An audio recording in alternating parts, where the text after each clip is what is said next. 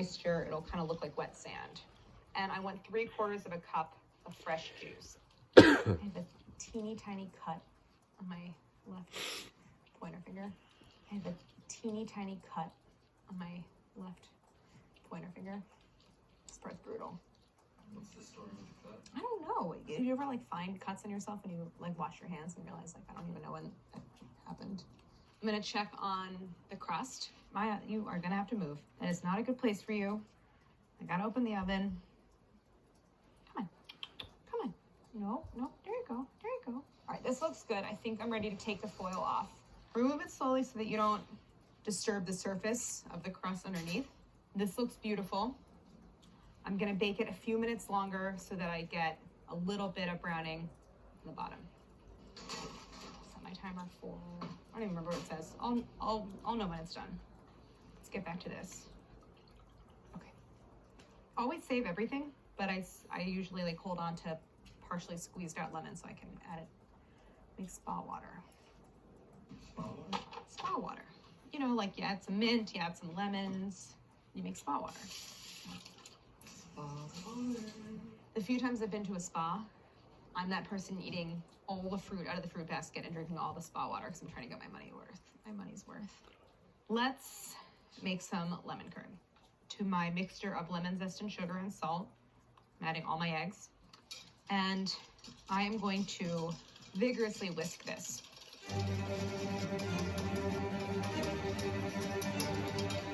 Make sure that you're getting the whisk into those edges and that there's no unincorporated sugar stuck in there. I'm gonna add the juice, whisk that in really well, and now we're gonna cook this. So I'm doing over medium to bring the temperature up a little bit.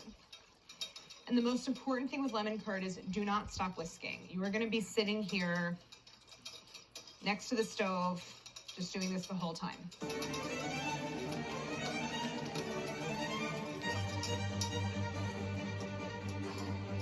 Oh God, okay.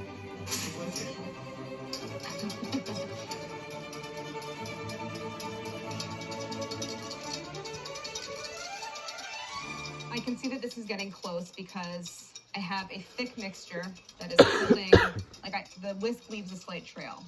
170, okay.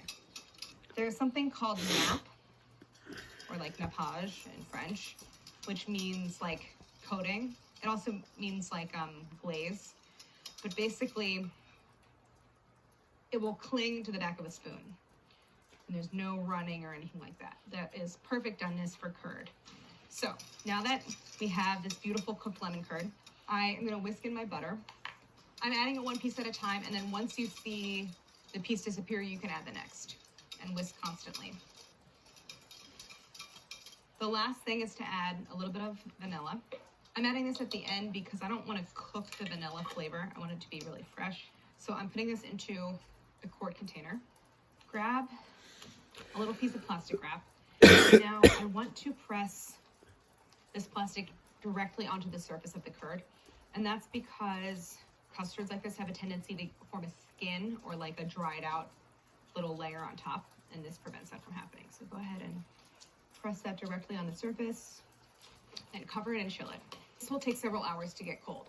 So in the case of the tart, you can make this well ahead of time. You can make it 3-4 days ahead and just leave it in your fridge, which is what I've done.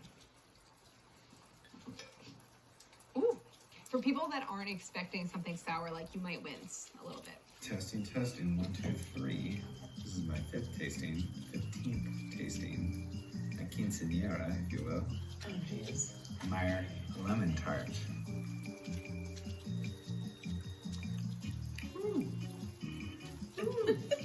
How do you like the flavor? I don't know, it gets me fluid. I think it's fantastic. Yeah? All right, well, you be the judge. All right? I guess I'll eat it. But I still think it's well balanced, and also it's the kind of thing where if you wanted to put a little whipped cream on top, that would be the perfect thing to balance it out. Ooh, this is a point at which you would probably want to patch the crust if you see visible cracks. And like I'm smearing it into so it blends into the crust. There's a little tiny crack right here. here. Again, if you didn't reserve any dough, because you forgot, which happens to me sometimes, make a soft dough out of just flour and water. You're not like gonna taste it. This is just purely structural. So this is 1/3 of a cup of jam, and this is enough to create a thin layer across the bottom of the 9-inch tart. So scrape that in. All right, this has to go into the oven. So I bake just the jam inside the tart shell, and it basically like sets the jam.